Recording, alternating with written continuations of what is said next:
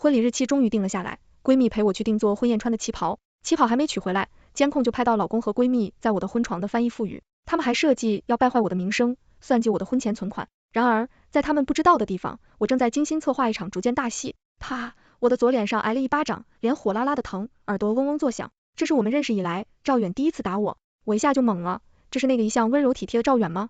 我们才领证不到半年，为什么今天他变得如此陌生？这是那个每次婆婆跟我找茬后都会轻声细语安慰我的老公吗？何况我并没做错什么，只是在婆婆催生的时候再次提出要换了大房再生宝宝。我一直认为结了婚两个人应该一起买房子，而且以后宝宝出生后肯定大一点的房子住起来更舒适方便，所以我才一直坚持要拿出婚前存款和老公一起换一个大房子。但是每次提到这个话题，伯伯都坚决反对，这次他更是开口就把我妈死的早没好好教育我，我才忍不住回了两句嘴，而平时斯文内敛的老公居然出手打了我。我忍住委屈的眼泪，赵远，我还没说完，一旁的婆婆就上来推了我一把，我没站稳，摔倒了，我又惊又疼，瞪大眼睛看着这对母子，你还瞪我，你就是没妈没教养，你嫁给小远不就是图他房子和北京户口吗？我让你给小远买个车，你天天说要买房，我让你赶紧给我生孙子，你还是说要买房，你当我不知道呢？你会有小远卖的这房，再跟你一起买大房，不就是为了分小远的婚前财产吗？我告诉你，想都别想，要么乖乖给我生孙子，要么滚蛋。说完，拉着老公进了自己的房间，重重摔上门。在这过程中，赵远一言不发，我在地上躺了不知道多久，直到听见婆婆房间传出了低语声。我本来想起身回房间，脚却像不受控一样走到婆婆门前，我把耳朵贴近，妈，你也看见了，都是以前你们让我哄她，结果她当真了，这是赵远的声音，我要是真换了房，那就从我们婚后财产了。你明知道我当初是为了小美才买房的，小美是谁？还没容我思考这个问题，赵远他妈开口了，小阮，妈没想到看走眼了，还以为他老实，他以为他多金贵呢，要不是他有钱，妈能忍到现在，结婚证都打了，他还说什么婚前存款都得给我吐出来，他妈早就死了，他后妈还有儿子，他爸不会管他的，他只能由着咱们拿捏。我一阵眩晕，沾强支撑住身体，接下来我听到的对话让我如坠冰窖，他要不是老老实实把钱拿出来，咱们就想办法弄过来，再把他扫地出门。好，拿到他的钱，我就跟办他离婚，去娶小美。赵远没有丝毫犹豫，我忘了是怎么让自己不发出一点声音，怎么回到我和赵远的房间，怎么躺到床上的。我和赵远是经人介绍认识的，我们算是同乡，只不过我家在镇上，他家在县城。他长相斯文，笑起来很阳光，跟我爸一点都不一样。第一次见面，我就对他心生好感。我不想找像我爸那样的男人，我小时候还成了暴发户，明目张胆在外面养了女人。姐姐曾经问妈妈为什么不离婚，直到10几年后的今天，我仍清楚的记得妈妈当时的回答，妈要是离婚了就没房住了，妈自己没关系，可是妈没地方住，你们就得跟你爸呀。都说有后妈就有后爸，妈不能让你们受欺负。后来妈妈突发心脏病去世，没多久，我爸就把情人娶进了门，还带着一个3、4岁的小男孩，那小男孩跟我爸长得很像，妈妈说过的话一直引导在我耳边。我暗暗定下目标，以后结婚不能住老公家的房子，一定要两人一起买房，为了能在家里生存下去，也为了能攒下钱实现自己的目标，我一边想方设法讨我爸欢心，一边努力学习，拿好成绩，满足我爸在亲友和生意伙伴面前的虚荣心。我爸虽然良心不多，但总归还是有一点。于是我考试成绩出来，他给我钱当奖励，我考上大学，他给我钱当奖励，我读了研究生，他给我钱当奖励，这些钱绝大部分我都存下了，为了心底那个目标。后来我就认识了赵远，他和我学历相当，毕业后就建立一家央企，拿到了北京户口。他和他妈听说我的身世时，心疼的跟我说，以后他们家就是我的家，一家人好过日子。我们交往的时候，各种节日赵远都会送我鲜花或者口红、香水之类的礼物，平时也嘘寒问暖，无微不至，每天晚上都告诉我第二天的天气、温度，让我注意增减衣服。他计划求婚那天，我突然想吃云吞，他冒雪跑到几公里外的元境云饺，买来我最喜欢的鲜虾蟹子云吞，那盒云吞放到我手里的时候，还是热乎乎的。当时的他把打包盒揣在了自己怀里，羽绒服和毛衣都沾了汤汁，肚子上的皮肤还被烫红一块，我感动得一边稀里哗啦的哭，一边看着赵远给我戴上戒指。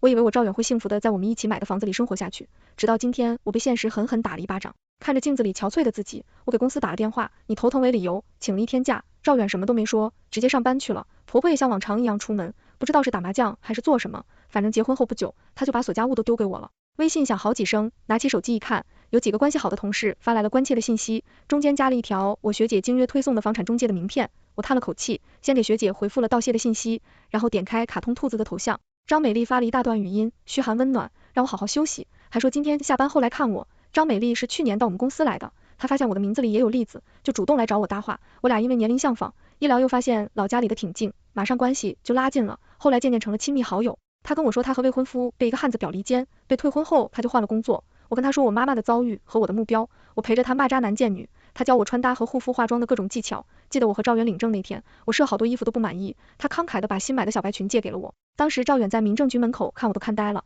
他挑衣服眼光真好。所以在老家办婚宴的时间定下来后，我拉他去瑞佛，想帮我选料子、定款式，打算做一件漂漂亮亮的旗袍。那天店员推荐了好几种款式以及布料、盘扣，美丽在一旁各种提意见。你要不够细，这款适合腰细的姑娘，这种红色不称你的肤色，你要不要看看那边偏玫红或者偏粉色的料子，这种款式你要穿上会显得胸大的像奶牛，美丽眼光高，口齿伶俐。一通言论却招来了其他顾客的错误，我的脸开始发烫，店员还在努力的维持微笑，旁边顾客的小声议论也传到我的耳朵里，这是来长眼的还是来挑刺的？二婚才穿粉的，美丽眼圈微红。丽丽对不起，我是第一次帮人挑婚宴上穿的衣服，而且还是给你挑，我才这么挑剔的。最后在小美到一边接电话的时候，店员帮我选好的款式以及面料、弹扣，我收回思绪，低头准备回复信息，目光却停在了手机页面顶端的小美丽3个字上，这是美丽的微信昵称。我看到里面小美2个字，一个猜想电光火石般在大脑中闪过，被自己的猜测吓了一跳，我赶紧晃晃脑袋，想把它赶出脑海。但他似乎在我脑中生了根，我心烦意乱，回复了好的，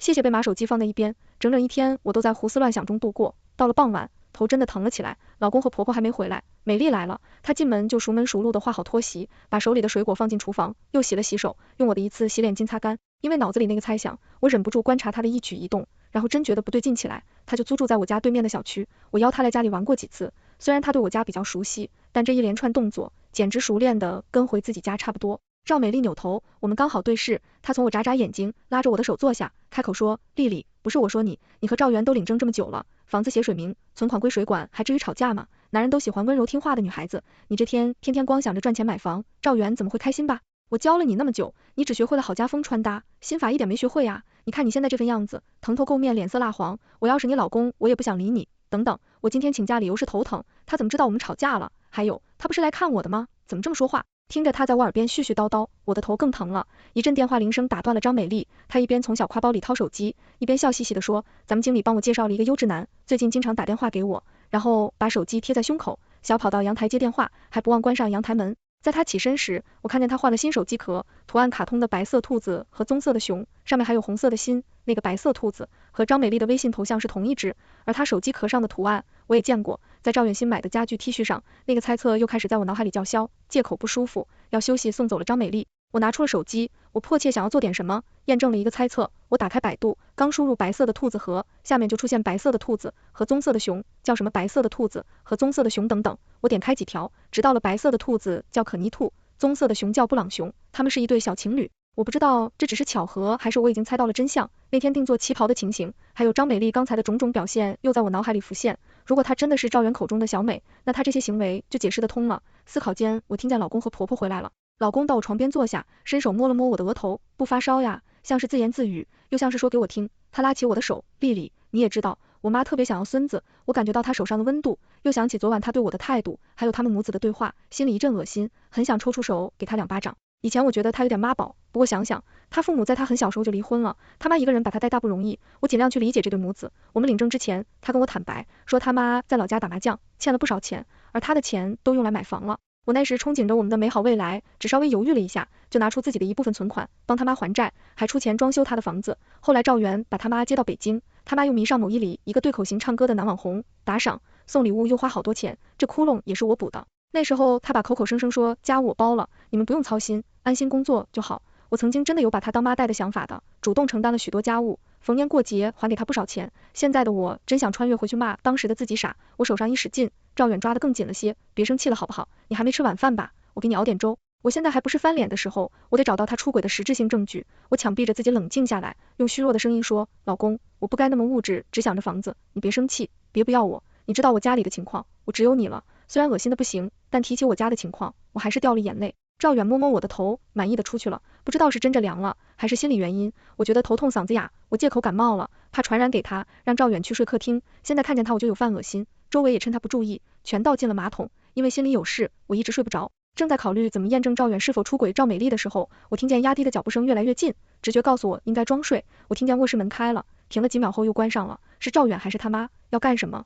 我还没想出个所以然来，突然听到细微的说话声，在安静的深夜里显得有点诡异。我一下又想起昨天夜里赵远他妈说的话，心里一紧，蹑手蹑脚地下了床，为了不弄出声音，我没穿拖鞋，很小心的把门打开一条缝，对华生清晰了不少。粥里放了安眠药，他应该醒不了，只是赵远的声音。我死死捂住自己的嘴，下一秒，婆婆的话让我差点忍不住叫出声。我看小美的主意不错，到时候咱们再闹大点，房里名声坏了，不赔你钱你就去告他。接下来他们说什么我已经听不到了，败坏我名声，让我赔赵远钱，这么恶毒的方法，亏他想得出来，我不能坐以待毙，随时防备着也不是办法，要尽快找到赵远出轨的证据，才能掌握主动权。思考再三，我决定去小某书搜索看看有什么有用的方法。打开小某书，我在搜索栏输入怀疑老公出轨闺蜜怎么办，屏幕上出现了搜索结果，老公出轨闺，遇到坑人的闺蜜该怎么做，关于出轨最好的处理方式，怀疑老公出轨了，老公和闺蜜在一起了，唯一一点开，记录下可能有用的内容。想了想，又返回首页，点击底部的加号，编辑了一条笔记，我老公出轨，还想算计我的婚前存款，我应该怎么办？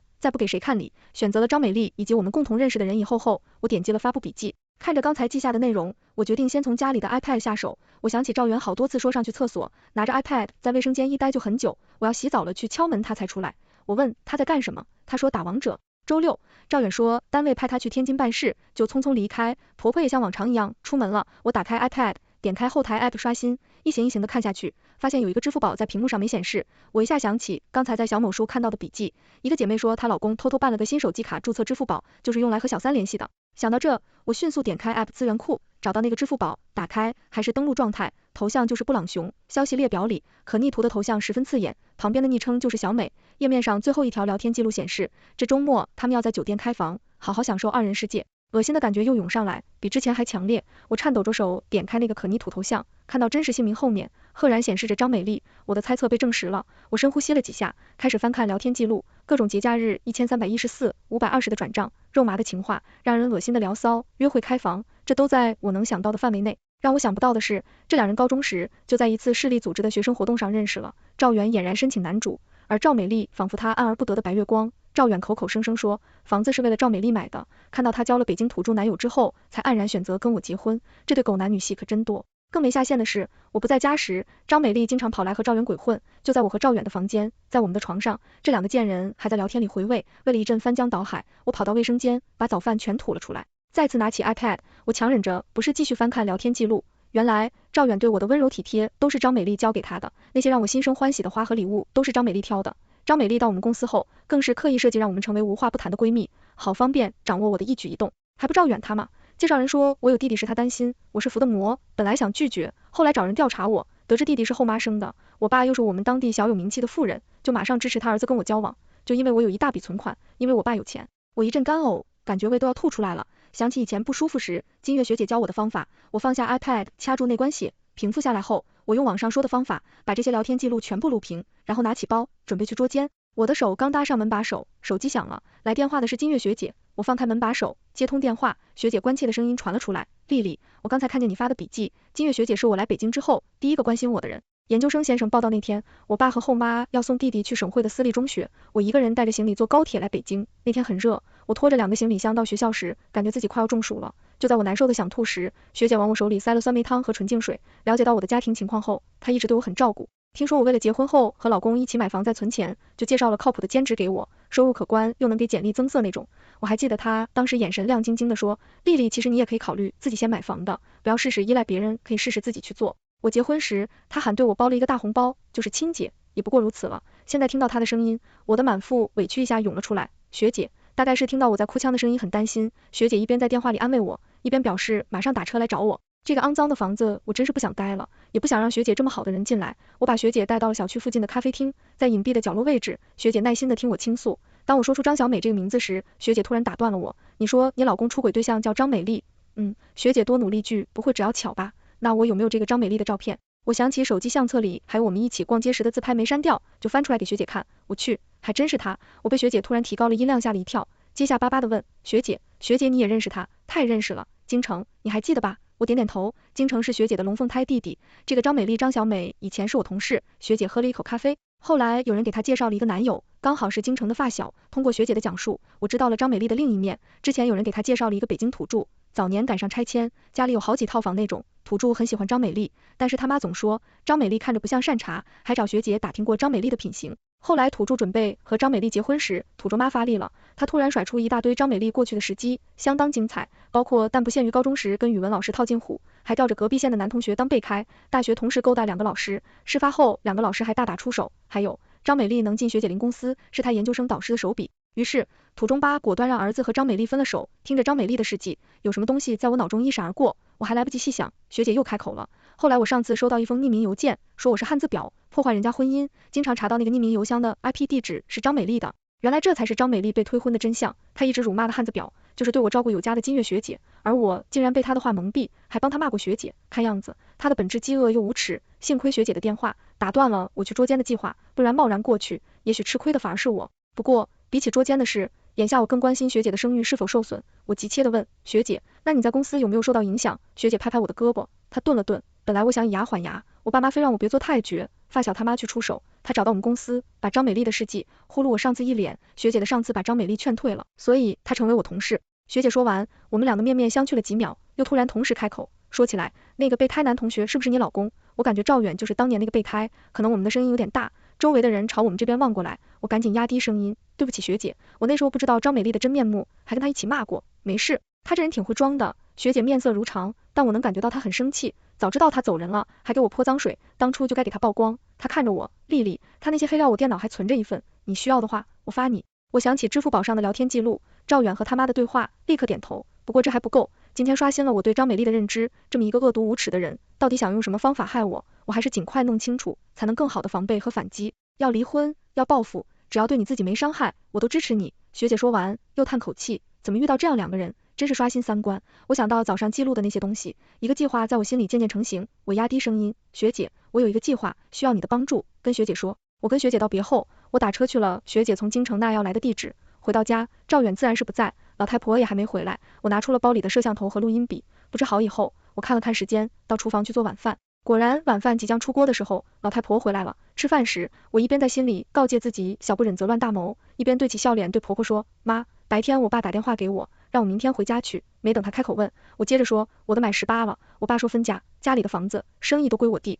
我这边他就直接给钱。我收到房子生意都给我弟时，老太婆一脸不高兴，等我收到给我钱时，老太婆眼里满满的算计和得意。我低头吃饭，假装什么都没看到，告诉她我买的明天一早的高铁票，要早些休息。饭后老太婆抢着去洗碗，就跟她刚到北京时一模一样，只不过现在的我不会再被她骗了。洗完碗她也会问我要不要喝牛奶，也会说帮我收拾行李。不知道原委的人一看，估计还以为这是个很爱女儿的亲妈，想着自己接下来还有大事要办。我笑着拒绝了她，回到房间。我先装了几件衣服和洗漱用品，没有自己的房子就是麻烦，只能去住一阵酒店。我反锁上房间门，拉开梳妆台下面的抽屉，拿出里面的基本记账本。为了存钱，我一直坚持记账，花钱的票据也都留着。没想到现在他们也许能作为离婚时索赔的证据。确认过给赵远装修房子的票据都还在，我把账本塞到了行李箱夹层，然后打开笔记本电脑，仿照着学姐发过来那份张小美的黑料，把狗男女在支付宝上的聊天记录做成了 PPT。我向公司请了年假，出门后我没去南站，而是叫了辆出租车，直奔京城的朋友开的打印店，提着打印出来的2叠纸，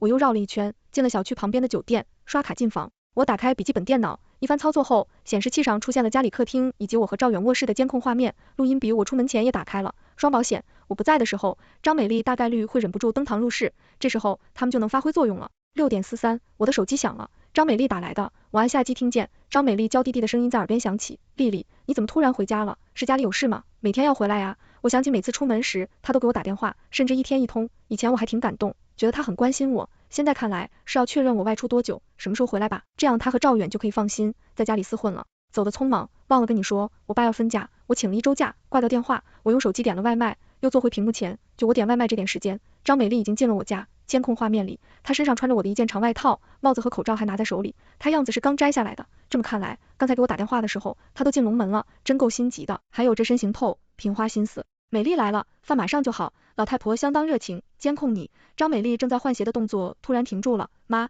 赵远急忙站到张美丽旁边，手扶上她的背。您怎么又忘了要叫小美？老太婆愣了一下，但马上又堆起笑脸。我真是老糊涂了，忘了，小美，快换鞋吧。说着，殷勤的结果，张小美的小挎包帮她挂好，又给她拿拖鞋。以前她对我也这么殷勤过。我和赵远领证后，她的真面目才渐渐显露出来。先是各种阻挠我们换大房子，再是撺掇我用婚前存款给赵远摆路虎，还有各种催生。我说换了大房子再生娃，她就说我不孝，要让他们赵家绝后。再后来她每天出去唱歌、跳舞、逛街，什么家务都不做，回家就挑唆赵远和我吵架，而赵远在这时候就会装死，等他妈妈够了再温言软语的安慰我。我以前还以为他多温柔体贴，真是蠢得可笑。还得感谢之前那场争吵和那一巴掌，我看清了这母子俩贪婪自私的本质。这时老太婆一句话打断了我的回忆，小美，这头3个月胎不稳，快坐下吧。张美丽怀孕了，那我的计划是不是要更改一下？万一把她闹流产了，我是不是还得承担责任？而监控你，那3个人已经坐下开始吃饭了。如果光看画面，这是相亲相爱的一家人，只不过声音跟画面实在太违和了，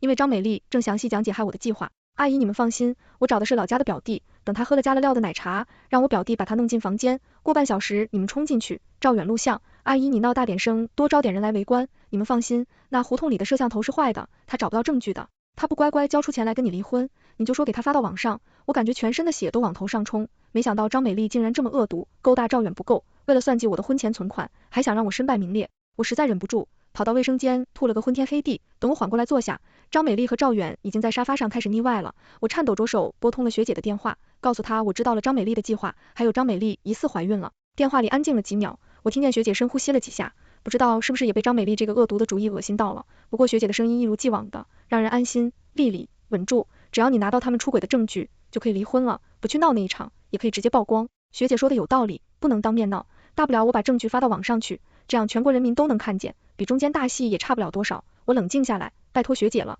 监控里拍到的话，我马上联系你。怪到电话，我盯住监控，不到9点半，这2人就滚到床上去了。老太婆还在门外让他们节制，别伤了她的宝贝孙子。眼看要开始伤而不宜的运动，我忍着恶心，准备关掉笔记本的声音，却听到了让事台峰回路转的对话。赵远一边喘息一边说，我这主意不错吧，你看我妈对你多好。七，那过一阵，你妈要是问我怎么还没想怀怎么办，你快把方丽丽给我解决了，就因为她，我都想改名叫张小美了，那咱们就弄假成真吧。赵远这件细细的声音，恶心极了。张美丽用力推开赵远，让我备婚先孕，你想都别想，你跟方丽丽离婚，把房子分我一半，再去我家提亲，你记住了，我能找一个北京的，就还能再找一个。知道了张美丽是假怀孕，后面2人的互动我可没兴趣再听了，我关掉笔记本的声音，再一次拨通学姐的电话。好，明天早上5点到你们小区门口接人，学姐办事相当高效。赵远、张美丽，这场大戏是你们这对狗男女应得的。第2天5点不到，我背着包来到小区门口，看见左侧的树下已经有6位阿姨站在那里，应该就是学姐找来帮我演捉奸大戏的帮手。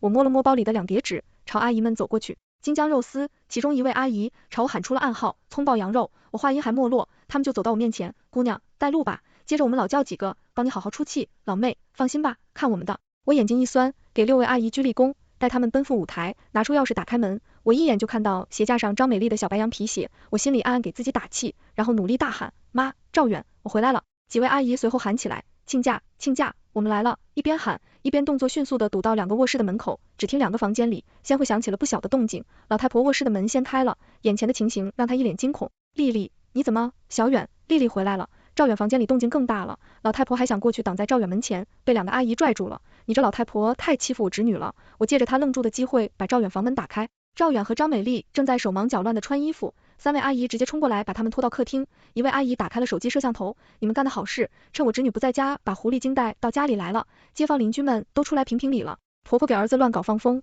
都来看看这对不要脸的狗男女。我趁乱去回收了摄像头和录音笔，这个时间楼里还比较安静，这么大动静很快惊动了楼里的邻居。刚才我进门的时候故意没关大门，现在门口已经有人想一探究竟了。老太婆挣扎着想去关门，2个阿姨根本不给她机会，不知道是不是情绪之下的人的反应会比较快。老太婆好像突然明白了眼前是怎么一回事，她脸一仰，朝我啐了一口，我堪堪躲开，一连串的叫骂就朝着我来了。方丽丽，你这个没家教的小贱人，这几个都是你过来闹事的吧？你在北京哪有什么亲戚？你不就是想闹一场，逼小远在房子上加你名吗？小远找别的女人，全都是让你逼的。我一直盼着孙子，你倒好，一直挑唆小远不要孩子。你以前看不上我家小远，后来知道他们单位给他解决了北京户口，才不要脸的贴上来。要不是你当时装怀孕，我才不会让你这个克死其妈的扫把星进我家的门。我听见他又提起我妈，感觉一阵头晕目眩，手也不收空地开始发抖。门外围观的人越来越多，有人还在小声议论。好在阿姨们很给力，听听这说的是人话吗？你儿子给我侄女捉奸在床，这些房邻居都看见了。这老太太是挂不住脸了，狗急跳墙编排我侄女，上梁不正下梁歪，有这种妈，难怪儿子出轨。我感觉手上一阵疼痛传过来，原来指甲已经掐进肉里了。眼角余光看到门口聚的人越来越多，不少人已经举起了手机。这场大戏是我策划的，学姐找来的阿姨不遗余力地帮我，我不能在这手掉链子，给我泼脏水，想抢占道德制高点是吧？我也会。你这些话是从何说起呀？我使劲又掐一把自己的手，眼睛又点湿润了。我自从跟小远结婚，任劳任怨，你的内裤都是我给你洗的，是你说怀上了先回老家找人照 B 超，要是女孩就打掉，我不忍心，想说服你，男女都一样再生的呀。门外的邻居们开始支持点点，前排的脖子都快湿到门里了，这都是现成的群演啊。我从包里掏出一叠纸，朝着门口一撒，麻烦各位邻居做见证，这是我给婆婆的转账记录，还有当时装修这房子的票据复印件。我很小的时候我妈就去世了，我一直把婆婆当亲妈带的，我不知道他们为什么要这么对我，人群里一片责任，这姑娘也不容易呀，这些东西都留着，也是防着老公婆婆吧，挺有心机。你是没闺女才这么说，我今儿回去就告诉我闺女，以后结婚也得多长点心眼，看到我有实据，而老太婆只会狂吼，多数邻居倒向我这边。老太婆见状，一屁股坐到地上开始干嚎，我不想再看她的嘴脸，你偶头去看那对狗男女，现在什么样子？只见张美丽紧紧捂着脸，赵远被一位阿姨拉住，还努力的用身体去挡着她，果然白月光的待遇就是不一样，这时候还想着互助。我思考着，闹到这程度已经起到了效果，狗男女的聊天记录还用不用拿出来？突然被一个阿姨抱住，把头按在了她怀里，哭。阿姨小声说完，又高声道：丽丽别怕，今天有姑在这，谁也别想欺负了你，姑给你做主。我摸在阿姨怀里装哭，装着装着，我想起了结婚后的种种委屈，眼泪根本止不住。门口的人更多了，新过来的人小声问发生什么。这男的趁媳妇不在家，把小三带到家里鬼混，媳妇娘家人上门来住监了。据说婆婆喊你儿子小三望风，咱们小区怎么有这种伤风败俗的人呢？这媳妇嫁到众人家支持倒霉，门外邻居们支持点点，门里阿姨们吵着要讨说法，场面混乱无比。老太婆白眼一翻，十分做作的晕了过去。我不是鹦鹉人员都能看出是装的，阿姨们则十分默契的见好就说：子女，咱们走。说完丢下那3个人，拉着我远离的是非之地。我向阿姨们道过谢，跑回酒店房间，马上联系了学姐介绍律师。过了一会，赵远的电话就来了。我刚按下机，听见他气急败坏的声音就传了出来：方丽丽，以前我怎么没发现你这么恶毒？你这么一闹，让小美怎么见人？妈都被你气晕了。张美丽在他心里分量够重的，都排在他妈前面了。他还话还没完，我就听见气晕的老太婆的叫骂声：小贱人，你就是有妈生没妈教育，还想让小远赔你钱，你做梦！你跟你那个温暖妈一样，由不住男人，是你们没本事，凭什么害我们家小远？够了，我从来没在这母子俩面前这么吼过，他们大概是呆住了。电话里一时没个声音，骂我可以，骂我妈不行。赵远，你婚内出轨，你们母子还和张美丽一起设计害我，这些事我都有证据。你签了律师发过去离婚协议，我就不给你曝光，不签我就走法律程序，还要把你们的丑事全发到网上，让全国人民来评理。老太婆嗓子都破音了，小贱人，你给我等着，我也不跟他客气，我等不及了，告诉赵远赶紧签字。挂到电话，我又翻出一段监控视频发给了赵远。赵远和他妈都是挺爱面子的人，一定不想闹得人尽皆知，他们看到视频应该会同意我的条件，签字离婚。更何况我只是要求他们返还这些年我为他们花出去的钱，至于拍到那些名场面的邻居们会不会把视频传到网上，那我就管不着了。只不过我还是低估了张美丽的无耻和恶毒程度。挂断赵远的电话没多久，张美丽的电话就来了，电话里她带着哭腔：丽丽，对不起，丽丽，我可以解释的，你给我机会解释好不好？我现在听见她的声音就犯恶心。解释什么？解释你为什么跟我老公搞到床上。电话那头继续阴阴：丽丽，我知道你现在特别想离婚，只要你给我机会解释，我会劝赵远签字。我看他这一看事情闹大了，迫不及待想要名分吧。最后我答应张美丽明天中午12点在公司旁边的小公园见面，她才不再纠缠。狗男女之相见而来的电话让我心情很不好，我握紧沙发，拿起手机想点杯奶茶，学好准备下单的时候，我突然想起昨天在监控里听到的，等他喝了加了料的奶茶，让我表弟把他弄进房间。我一下子支起身体，张美丽约我明天中午见面，恐怕又是个鸿门宴。中午12点到1点是公司的午休时间，有不少同事都会去那个小公园坐一会，或是看看绿植放松一下。虽然不知道张美丽具体打的什么主意，但直觉告诉我她一定会搞事，很可能是想让我在同事面前丢脸。既然这样，我就将计就计，再送她一场戏好了。刚好那聊天记录也能派上用场，不能白白打印，只是万一她有后手，我也要找帮手。心里盘算着，我再一次拨通了学姐的电话，学姐想不想一起出气？站在小公园门口，我看看手机，时间显示11点50分。进门后，我看看周围，张美丽还没到。左侧不远处，一个黛玉风貌的年轻女子举着手机在拍公园里的小花。右侧长椅上坐着一个戴着唯一动帽的年轻男子，动帽外面还套着一副大大的耳机，他身体微微摇摆，应该是在听音乐。长椅附近的石桌凳那里有几个人围坐着打牌。丽丽，张美丽出现了。我看了眼手机，12点整。我扭过头，看见美丽朝跑过来。不远处公司的写字楼门口，不少人在往外走，有几个正是朝的公园方向来的。张美丽进了公园，那几个同事也走到了门前。我看着张美丽走到我面前，突然她扬起手，一巴掌就朝我脸上打来。方丽丽，你这个心机婊！我早有防备。她的手距离我脸还有几公分的时候，被我抓住了。我用力一甩，她被甩了趔趄。那几个同事听见动静，围了过来，看到我很惊讶。小方，你不是休年假回老家了吗？怎么在这呢？是啊，你们俩在这干什么呢？不等我开口，张美丽突然指着我的鼻子大叫：方丽丽，你这个不要脸的狐狸精！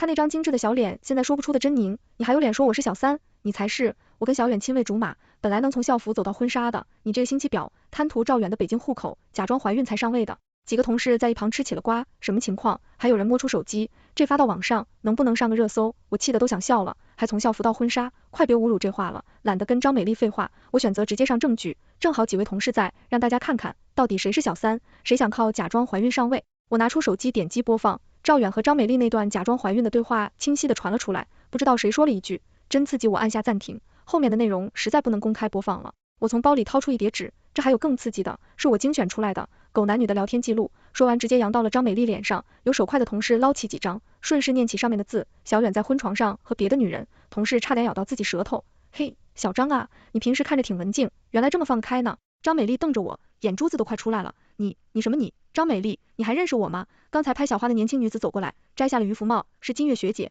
看清了眼前女子是谁，张美丽脸上出现一瞬间的惊惧，但她迅速换上一副可怜兮兮的嘴脸，月月姐。我当时是一时糊涂，我也辞职谢罪了呀。学姐躲开了张美丽伸过去想抓她胳膊的手，朝着冬青的方向喊道，冬青后面那位还不出来吗？张美丽的脸色一下变得煞白，身体都开始发抖，还等着我让人去请吗？学姐话音刚落，之前听音乐的男子和那几个打牌的人都站了起来，冬青后面冒出一个瘦小的男人，手里还拿着手机，他战战兢兢地挪到张小美身边，了解，这就是他计划害我时候要用到的那个表弟吧。不知道是不是被事态的发展惊到了，同事们自动闪到了一边，开始静静的围观，没人在说话。金月学姐看着他们，几位就是张美丽现在的同事吧，作为她的前同事，我劝几位一句，都提防她些，当然不知道哪天就被她泼一身脏水。学姐条理分明的把张美丽从前那些所作所为讲了一遍，说完，学姐也甩出一叠纸，几位不信的话，我这边也有证据。说完，拉着我转身离去，听音乐的男子和打牌的那几个人也各自散去，留下脸色惨白的张美丽，还有她表弟，以及吃瓜吃到撑的同事们。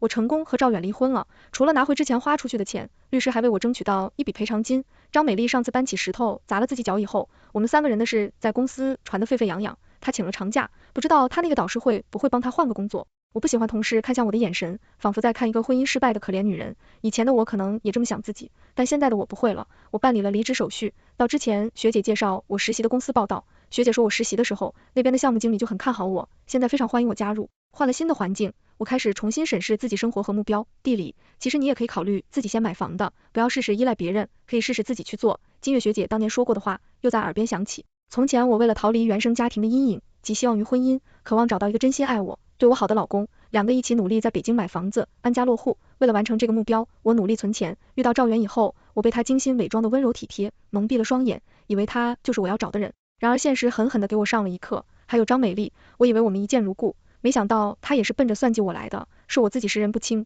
轻信别人。如果不是老太婆心急，一直催生计划的矛盾，我现在可能还被蒙在鼓里，说不定最后会被这3多恶毒的家伙，肯定骨头都不剩。现在我拿到的赔偿，算是赵源为他出轨行为付出的代价，至于他们合谋想害我的那笔账，我要找到合适的时机再算。没想到机会很快就来了，以前的同事打电话来说张美丽也换了工作，还要和我前夫在老家办订婚宴，估计北京这边他们名声都臭了，只能回老家办。同事语气里透着鄙夷，聊天中他又一五一的向我透露了张美丽和赵远办订婚宴的时间和地点。于是在我们老家市里最豪华的饭店，又一场好戏上演了。订婚宴上，等该播放记录赵远和张美丽相知相识过程的电子相册，被换成张美丽自高中时代开始的种种黑料，还有张美丽和赵远那段假怀孕的对话。在双方亲朋的一片哗然中，老太婆像疯了一样叫骂着朝张美丽扑了过去，小贱人，你敢骗我，小远为了你名声都毁了，你给小远灌了什么迷魂汤，哄得他跟你一起骗我。一边叫一边扯着张美丽的头发，伸手去抓她的脸。没想到张美丽平时一副弱不禁风样子，原来买个水果都让我帮忙拿，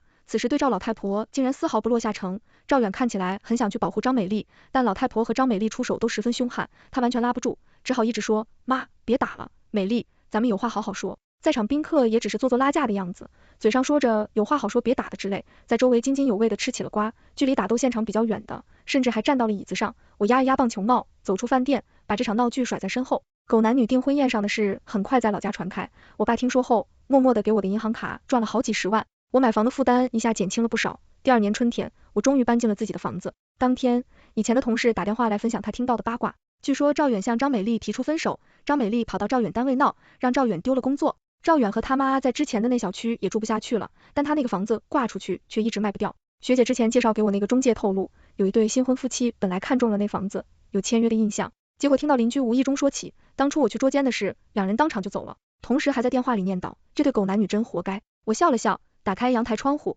让春天气息进到房间里，全问完解。